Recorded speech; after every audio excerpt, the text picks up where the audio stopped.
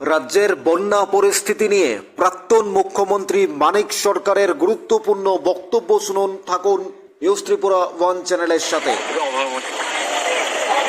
নতুন প্রজন্মের যারা, তাদের তো এই অভিজ্ঞতা নাই। ৮২-তে যেটা হয়েছিল তারপরে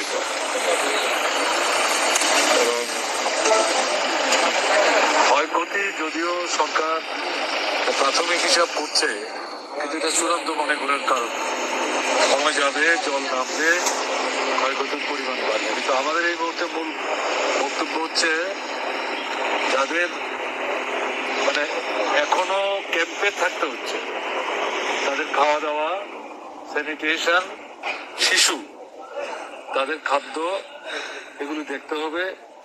চিকিৎসার ব্যবস্থাটার দিকে নজর দিতে হবে। যাদের বাড়িঘর ভেঙে গেছে, এই যে এই পাড়াটা ঘুরলাম আমি, তাতেও প্রায় সব বাড়িতেই একটা দুইটা করে মাটির ঘর সমস্ত ভেঙে পড়ে গেছে, টিনের ঘরও ভেঙে পড়েছে। কেমন না? তো তারা যাবেন কোথায়, থাকবেন কোথায়? কাজেই সমস্ত দিকটা বিবেচনায় রেখে সরকারকে বিশেষ সিদ্ধান্ত নিয়ে এদের ঘর তৈরি করে দেওয়ার ব্যবস্থা করতে হবে। তারপরে যেটা, সেটা হচ্ছে এখানে একজন দুজন বাচ্চার বাবা আমার সঙ্গে কথা বলছিলেন, ওই নাই বৈধ সরকার থেকে দিতে আমরা বলবো। ক্লাস 8 পর্যন্ত সবাই পাবে, 9-10 পর্যন্ত আমরা সরকারে থাকার সময় দেওয়ার ব্যবস্থা করেছি। আর্থিক সঙ্গতির উপর ভিত্তি করে এটা দিতে হবে, তাহলে তো পড়াশোনাই করতে পারবে না। এই আর যারা অসুস্থ হয়েছেন এই বন্যার কারণে, তাদেরকে হাসপাতালে রেখে চিকিৎসার দায়িত্ব সরকারকে নিতে হবে।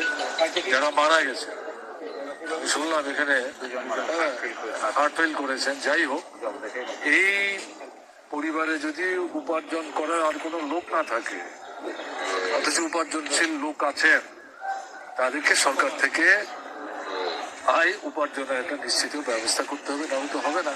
আর রাস্তাঘাট খুব তাড়াতাড়ি ঠিক করতে হবে, বিদ্যুৎ তাড়াতাড়ি নিয়ে যেতে হবে, বিদ্যুৎ না হলে পরে পানীয় জল পাবে না। আর কৃষি, পশু, মৎস্য, এই তিনটা যে ক্ষতি হয়েছে, এগুলো হিসাব করে একসাথে সবটা করার কথা আমরা বলছি না। আমরা সরকারে থাকলেও একসাথে সব জিনিস করতে পারতাম, ঘটনাটা। কাজেই সরকারকে ধীরে ধীরে পর্যায়ে পর্যায়ে এটা করতে হবে। কিন্তু ওই ক্ষতি যা হয়েছে, ক্ষতিগ্রস্ত যারা, তাদের পাশে দাঁড়িয়ে সাহায্য করতে হবে। এটা একটা বিশেষ পরিস্থিতি তৈরি হয়েছে। কাজে দল না, মত না, ধর্ম না, বর্ণ না, সম্প্রদায় না, সবাই মিলে এখানটাতে একসাথে দাঁড়াতে হবে। সরকারকেও সাহায্য করতে হবে, সরকারেরও দল মতের ঊর্ধ্বে থেকে সবাইকে নিয়ে অগ্রসর হতে হবে। তাহলেই যত জটিলই পরিস্থিতি, মানুষ কোনো কঠিন পরিস্থিতি মোকাবেলা করে বেরিয়ে আসতে পারে না, এটা ঘটনা না। দেখা যাক না কি, ঠিক আছে? স্যার আজকে কোন কোন জায়গাতে এসেছেন? বিরানিয়া ঢুকলাম আমি, ইয়েতে অমরপুর আগে গেছি, উদয়পুরে গেছি, সোনামুড়া গেছি, আজকে বিলুনিয়া করে শান্তিবাজারে যাব।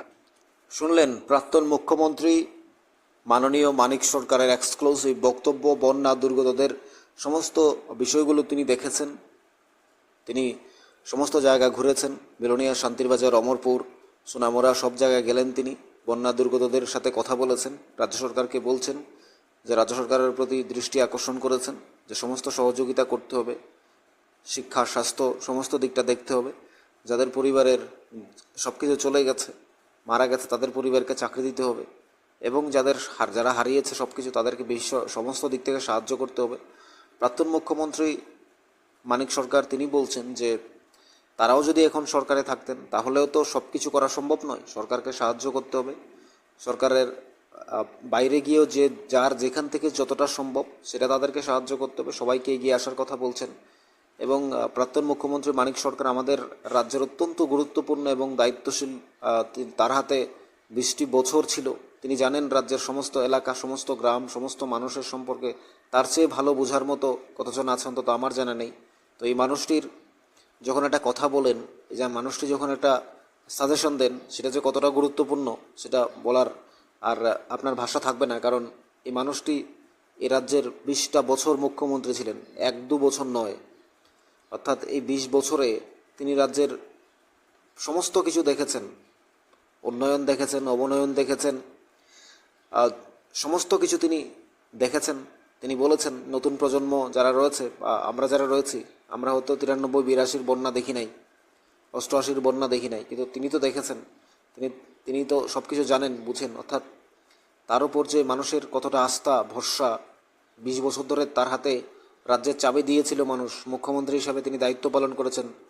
এখন যে মুখ্যমন্ত্রী আছে তাকেও সাহায্য করতে হবে, অর্থাৎ তার প্রতি ভরসা রেখেছেন যে সরকারকেও সাহায্য করতে হবে, সরকারও সাহায্য করতে হবে। অর্থাৎ প্রাক্তন মুখ্যমন্ত্রী মানিক সরকারের এই বক্তব্য, অনেক মানুষ এই বক্তব্য শুনে অনেকে হয়তো নতুন করে বাঁচার, নতুন করে জানার, নতুন করে সুবিধা পাওয়ার, সুযোগ বা নতুন করে বাঁচার আশা দেখছেন, স্বপ্ন দেখছেন। রাজ্যের মাননীয় মুখ্যমন্ত্রী প্রফেসর ডক্টর মানিক সাহার সরকার সাহায্য করছে, এগিয়ে যাচ্ছে সমস্ত দিক দিয়ে। প্রাক্তন মুখ্যমন্ত্রীর এই বক্তব্য অত্যন্ত গুরুত্বপূর্ণ। আপনাদের কি মনে হয় জানাবেন কমেন্টস বক্সে। থাকুন নিউজ ত্রিপুরা 1 চ্যানেলের সাথে।